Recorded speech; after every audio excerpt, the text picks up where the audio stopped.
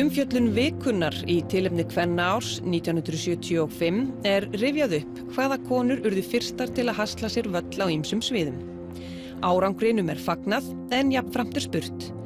Hvar eru fyrstu háskóla- og menntaskólarektorarnir? Hvar fyrsti kvenskipstjórinn? Hvar fyrsti kvenforseti Íslands? Hvar fyrsti kvenformaður stjórnmálaflokks? Hvar fyrsti kvensýslumaðurinn? Hvar fyrsti kvenútvarpsstjórinn? Hvar fyrsti kvenbankastjórinn? 39 ár eru liðin frá því þessi orð voru rituð og konur hafa fyllt flestar þessar stöður. Engin kona hefur þó enn orðið skipstjóri á togara, á varðskipi eða millilandaskipi. Sigrún Svavarsdóttir, yfirstýrimaður frá Djúpavogi, var þó aðeins einn túr frá því að setja upp skipstjórahúfuna þegar hún fékk nóg og hætti. Sigrún hóf sjósókn á unga aldri með föður sínum og ætlaði sér að verða sjómaður.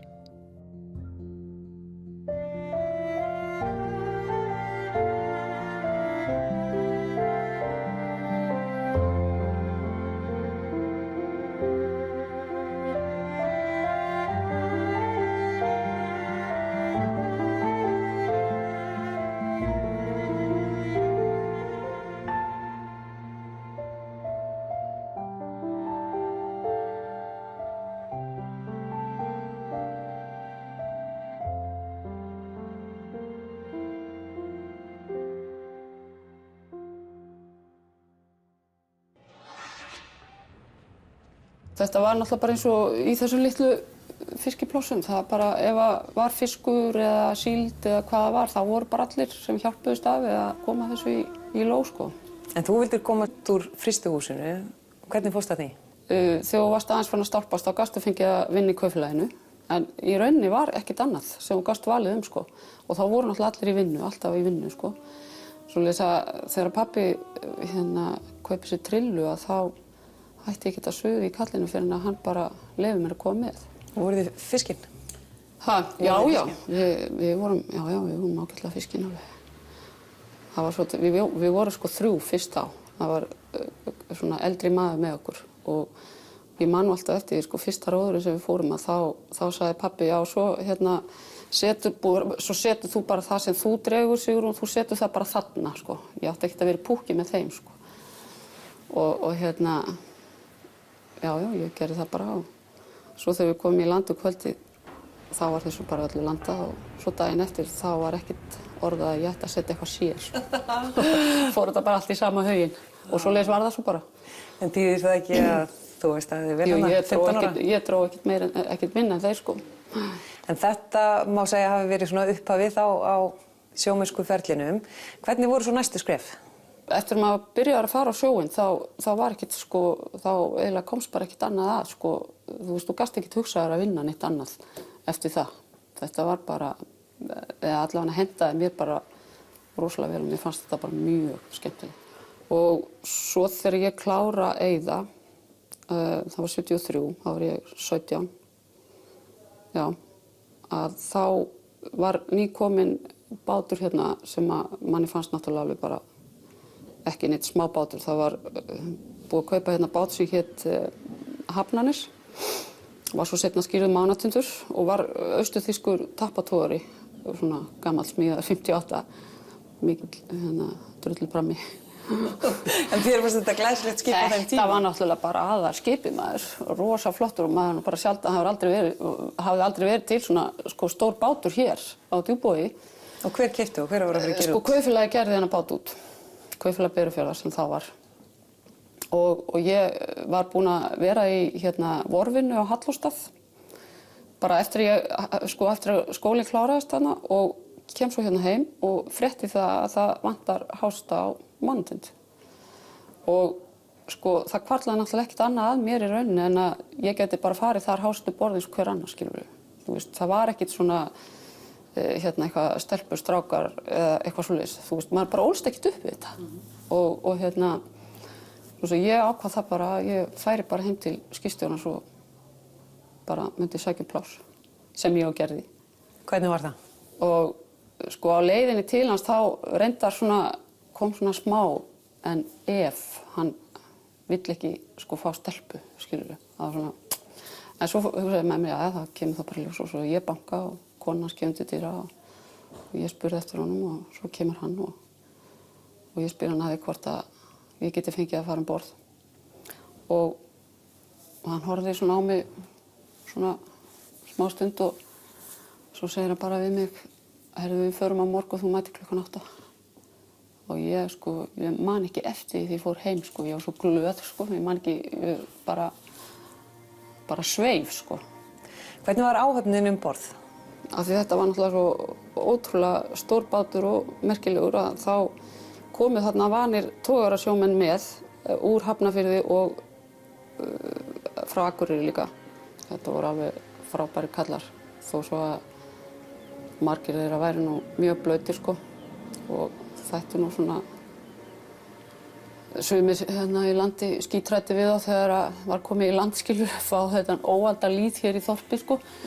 En þetta voru alveg frábæri kallar og hérna alltaf tilbúinu, þú veist, að sýna manni allt og segja manni allt og kenna manni öll vinnubrögð og fann aldrei hjá þeim neitt, skilurðu, annað en að maður væri bara þeirra jafningi um borð, sko. Það voru allir saman í einu klefa, kúldruðust þar, hérna hver innan mannan og þú veist, þú gast ekkert verið að þrífa þig neitt, þú varst í aðgerð og slori og þú fórst bara svoleiðis í kojuna. Það var bara þannig. Hvernig var lyktin um borð? Manstu eftir því? Nei, ég man ekkert eftir henni, en ég man eftir því eins og þá komum við, hérna, fórum við inn á Fáskrúðsfirði, ég held að við vorum að ná í ís eða eitthvað, ég man ekki, jú, minni það. Og þá sögðu, sko, Fáskrúðsfirðingar að þeir hefðu vitað, sko, að Mánatindur var að koma inn því þeir hefðu fundið lyktina á honum í fjarðarkjaftinu, sko, þú veist. En maður var ekkert að velta þessu neitt fyrir sér, þetta bara, maður svona kroppaðist hérna hristrið hérna af höndunum áður maður fór í koju og þá var þetta komið. En það fór samt þannig að þokast að mennta þig á þessu sviði. Hvernig kom það til? Þú veist, ef maður ætlaði eitthvað að vera á sjó að þá var alveg gott að fara og mennta sig eitthvað, sko, og vera ekki alltaf, það er náttúrulega erfiðast að vera á dekkinu, skilurðu, að vera ekki alltaf á dekkinu, og ég ætlaði mér alltaf bara að vera í fiskiríinu, sko. Ég var aldrei búin að hugsa neitt annað, sko, og ég ætlaði náttúrulega bara að vera á djúpbói alltaf og hérna, en ákvað það að fara í skólann bara til þess að fá þá eitthvað réttindi, sko. Og þá var það þannig að þú gast ekki farið í skólanum að vera búin að vera, sko, 2 ár sem háseti á bát sem var minni að hafa verið stærri en 30 tonn. Já. Og þegar ég kom með þann tíma að þá, og við erum að koma í land, að þá ég var búin að vera svona að hugsa þetta fram og tilbaka. Og það náttúrulega þýddi náttúrulega líka meiri laun, skilurðu. Og svo sem ég ákvað að koma bara við á símstöðinu og hringja bara í skólastjórann í stýrimannsskólanum og athuga hvort það geti ekki fengið bara koma þangað haustið og sem ég og gerði og fékk samband við Jónas Sigurðsson sem var þá skólastjóri og ég man eftir að ég náttúrulega auðvitað kynnti mig og spurði hann svo bara því hvort ég geti fengið pláss eða eingöngu. Og hann þagði nú svona lengi í símanum, sko, og svo sagði hann, hefurðu verið eitthvað á sjó, góða mín? Og hún svona róleg þetta maður, sko. Já, ég sagði hann það allt saman. Og svo sagði hann mér bara, ég skildi mæta haustið og ég gerði það, en ég var þá ekkert búin að gera mér neitt grein fyrir því, sko, að það væri engin önnur stelpa í skólanum, skilur. Ég, sko, svoleiðis á skólasetningunni, sko, það voru strákar þarna sem ég hafði nú verið með á sjó, sko, og þekkti og við sátum öll saman, þú veist. Og ég gleymi ekki, sko, þú veist, á setningunni þá sagði hann að nú hefði það gerst í fyrsta skipti að kona, sko, sætist hér á skólabekk. Og ég man þegar ég var í brúnni úlpu og ég alveg þú veist, þá fattaði ég bara, ég var ekkert búin að átta mig á því fyrr, sko. Og svo fór ég, sko, sem sagt var ég alltaf á sjó á sumrin og í skólanum veturnar. Kláraði 79, voru 79, kláraði ég, sko, farmannaprófið. Og hvað tók þá við? Ég kom hérna austur og fór þá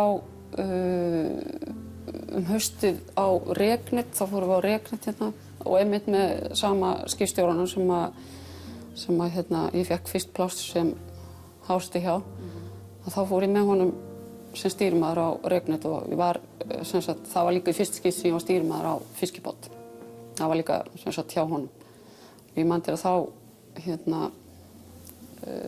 byrjuðum frekar seint á Regnetunum og ég held að það hafi nú verið svona erfiðasta vertíð sem ég hef verið á því að það var svo lítið blökk sem við vorum með og þegar það var mikið í netunum sko þá proppaðist alveg og bara satt allt fast í blökkinu svo að það þurfti að toga þetta á höndum náttúrulega meira og minna og ég held þetta hafi verið svona erfiðasta vertíðin sem að maður hefur nokkurt tíðan verið á sko því að ég var stundur svoleiðis sko þegar maður var ræstur sko að það voru bara dofnir á manni handlegginni sko, maður þurfti bara að hrista handleggina til þess að bara koma sér í gang sko. Og við fiskuðum mjög vel sko, við vorum eiginlega aflahæst þessa vertíð þó við höfum byrjað eiginlega síðust. En það þýddi líka rosalegt press? Það þýddi svaka vinnu og ég held ég hafi aldrei á ævinni verið eins rík eins og eftir þessa vertíð. Sko þetta var nú þegar þessar gamla krónan var og ég man eftir að sko eftir vertíðina var ég með 3,9 milljónir sko, þetta voru einhverjir kannski 2 mánuðir, 2,5 mánuðir. Og maður bara hafði aldrei séð svona mikið peningum. Sem var þá bara rosa gott sko. Og var þetta of mikið puð þrátt fyrir alla þessa góðu uppskeru? Já sko bæði og. Þegar ég kláraði sko annan bekk í stýrimannaskólanum með það sem kallað fiskimannapróf að þá kom Pétur Sigurðsson sem þá var forstjóri Landhelgisgæslunnar og bauð mér pláss á 10 hástapláss og ég var nú ekkert voðalega spennt fyrir því að bæði þú veist þegar maður var á þessum fiskibátum og svo náttúrulega líka bara í skólanum að þá svona hafði maður sko svona ákveðna fordóma gagnvart þessum sápuseilurum sem voru kallaðir sko, þetta væri svona, já það væri bara verið að þrífa og skúra og sápuþvo skipin all. Og strauja einhverju engin. Já, milli þess sem var verið að losa og lesta í höfnum skilur. Þetta var ekki alvöru sjómenn? Nei, þetta var ekki eiginlega alvöru og svoleiðis og svona eitthvað lítið að vera á eitthvað svoleiðis. Svo að ég var í rauninni ekkert spennt fyrir þessu, náttúrulega hafði ekki hugmynd hvernig þetta væri sko. Þetta var bara eitthvað sem maður var búin að ákveða sko.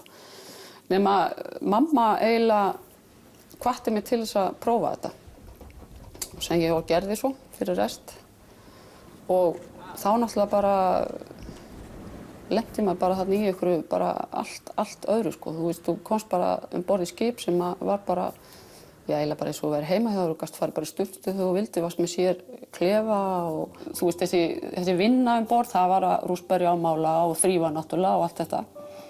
En svoleiðis að þetta var svona miklu léttara heldur en auðvitað allt sem maður var vanur á fiskibátunum sko. Já, og kannski eftir svona vertíð þar sem þú tók í gegnum oflitla blökk í 19 tíma þá var maður kannski bara fegin. Já, og bara þetta var bara sko miklu meira puð á þessum fiskibátum því þú veist þeir voru bara allt öðruvísi heldur en þeir í dag. Það var náttúrulega breyst svo rosalega mikið. En svo eftir einmitt þessa vertíð sem ég var að tala um áðan sem var náttúrulega bara svona þrælerfið sko að þá fór ég aftur borð hjá Gæslunni. Fyrst náttúrulega sem hásti og svo sem stýrimaður þá var Helgi Hallvars með Ægi. Og var það þar til að ég fór haustið í varðskipadeildina í stýrimannaskólanum. Fer svo í útgerðartæknina, klára hann 83. Sem var einhvers konar rekstrarnám? Já, í tækniskólanum. Þegar ég kem þar út vorið úr útgerðartækninni að þá var eiginlega stýrimannapláss sem að sko ég átti eiginlega að ganga í, skilurðu, eða var búin að fá í rauninni. En svo einhverja hluta vegna þá fannst starfsmannastjóranum þannig hjá Landhelgisgæslunni sem þá var að það væri þarna strákur sem þyrfti að fá þetta pláss. Svo að ég ákvað það bara, en ég gæti fengið pláss á dekkinu sko. Sem háseti? Já, sem háseti.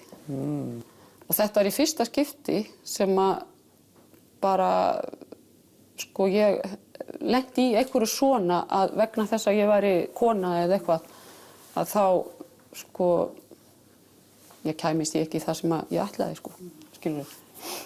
Svo að ég bara ákvað það að hann geti bara átt þetta og réði mig bara í siglingar þá. Sko, mér langaði ekki að fara á eitthvað svona rútuskip. Mér fannst ég alveg geta að fara það bara strætó eða eitthvað. En Rútuskip, það er að segja skip sem að sigla bara alltaf á sömu hafnirnar, sko. Og mér fannst það ekki mjög spennandi.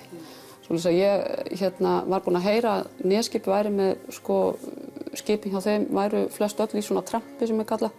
Bara sigla bara það sem er bara eitthvað til að flytja.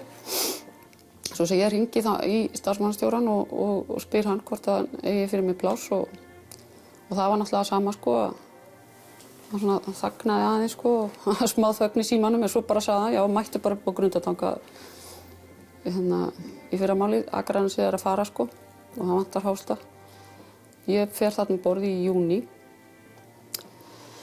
og mér myndi nú, sko, ég hef bara verið ykkur 2,5 mánuði í túrnum en eins og ég var að segja, ég kom heim aftur í apríl. Mér langaði alltaf, sko, til þess að fara í siglingar vegna þess að þetta var eiginlega bara, þú veist, ef ég langaði að skoða heiminn þá var þetta tækifæri til þess. Þú veist, þú fórst ekki, sko, sér það, ég er 14 ára þegar ég bara fer til Reykjavíkur, sko. Þetta var alveg bara svakalt ferðalag. Og þarna er ég, sko, rúmlega 20 og á þessu tíma þá varstu bara ekkert að fara eins og í dag, krakkar fara bara í heimsreisu, sko, þegar þau búin að taka stúdentspróf, skilur. Þú fórst bara að vinna og maður þurfti bara að vinna og þú veist, það var ekki neitt. Svoleiðis að þetta var náttúrulega bara kjörið tækifæri til þess að fara og skoða sig um. En var andinn borð í svona flutningaskipi allt annar en á fiskibáti eða varðskipi? Já, sko, hann var annar að því leyti að, sko, þetta er náttúrulega svo rosalega miklar fjarveru, sko, og svona þegar var fyrir að líða á, sko, þá var kannski mórallinn farinn að þyngjast, sko, borðskilur og þetta er náttúrulega, sko, svona skip sem er ekki að koma heim, kannski, já, og fólki er ekki að koma heim, eins og þarna var ég búin að vera sko, frá júní og fram í apríl og einu sinni var ég 8 mánaða út held ég og svona. Þú veist, þetta er náttúrulega rosalega sérstakur vinnustaður. Þetta er ekkert venjulegur vinnustaður. Þetta er rosalega einangrun líka. Og eins og á vinnustöðum, eða þú leið á einhverjum sem er að vinna með þér, þá svo ferðu bara heimtíðin, skilur, og loka bara hurðinni, en þú gerir það ekkert í skipi, sko. Þú ert bara þarna og kemst ekki neitt. En nú eignaðistu son þarna mjög ung, bara rétt í upphafi þíns ferils í rauninni, má segja. Hvernig unnið þú úr því? Það er auðveldara fyrir karlmann sem ætlar að stofna heimili, eignast börn og allt þetta, þó að hann sé út á sjó og þó svo kannski engin, og allavega ekki í dag, vil ég vera svona lengi burtu, skilur, frá heimilinu og börnunum og öllu. En sko, þá er þetta náttúrulega líka erfitt þá, þú veist, og það er náttúrulega, konurnar, það er auðvitað ganga með börnin og eiga börnin og allt það, svo það bara kemur á sjálfu sig og þetta er bara erfiðara fyrir konur að vera í, sko, þessari gerð af sjómennsku, eða þessum siglingum, skilur. En hann var í góðu yfirlæti, þú vissir það? Já, það var hugsað vel um hann. Hann var bara hjá ömmu sinni og var þar eins og blóm í eggi, sko. Og já, ofdegraður, segir yngsta systir mín. Og þið eru náin í dag? Já, þetta er já, við erum í rauninni, sko, kynnumst ekkert fyrir að hann er bara orðinn fullorðinn, sko, má segja. Þannig laga, sko. Já. En ég verð að spyrja þig vegna þess að ég veit að það munaði mjög litlu, kannski mánuði, 2, 3, næsti túr jafnvel sem þú hefðir farið. Hefðirðu farið sem skipstjóri, þá varst alveg komin á þann stað. Langaði þið ekkert til þess að ná þeim áfanga, að brjóta það blað? Jú, auðvitað hugsaði maður kannski eitthvað það á einhverjum tímapunkti, sko. En það var þetta bara einhvern veginn bara komið að þeirri stundu að ég var bara búin að fá nóg. Það var bara hingað og mér langaði bara ekki, sko, að fara einn túr í viðbót. Hvort sem að ég hefði átt að fara skipstjóri eða eitthvað annað. Það bara, var þetta bara gott, það var bara komið gott. Þessu var bara lokið í bili, sko. Þú veist, ég var eiginlega, já. og ég man alltaf eftir, sko, þetta var eftir einmitt þetta 8 mánaða úthald og við komum á Grundartanga og skipstjóri, þá hafði komið nýr skipstjóri borð í einhvers staðar í Evrópu, ég man ekkert hvar, en hann var bara búinn að taka svo og fara svo með okkur heim. Og það var enda búið að plana þegar við komum þarna í Grundartanga, þá var ég einn stuttu túr á Leirpólinn í Noregi til þess að taka kvars, eða ná í kvars. Og honum fannst alveg sko tilvalið að ég var sko að fara í frí eftir þessu 8 mánuði og var bara á törninni. En honum fannst alveg upplagt að ég kæmi sko stýrimaður þennan túr, sem var reyndar ekki nema hálfu mánuði sko. En þú veist, ég bara gleymi ekki, sko, ég horfði bara á hann og bara, sko, hvort hann ruglaðri en ég orðin, sko, skilurðu. Því að mér fannst bara, þú veist, eftir þetta, ég var bara svo gjörsamlega búin á því, sko, mér fannst ég bara, það væri bara best að fara bara inn á hæli, sko, bara ná sér eitthvað niður, skilurðu. Þetta 8 mánaða erfiðan túr? Já, búið að ganga ýmsu. Og en þá fannst hún þetta, sko, og ég bara horfði lengi á hann, sko, og fór náttúrulega ekki þennan túr, sko, ég fór bara í frí. En þá var bara eiginlega komið að þessu, sko. Ég held að vera alveg sama hvað mér hefði verið boðið, sko. Það var bara, nú þetta bara komið gott.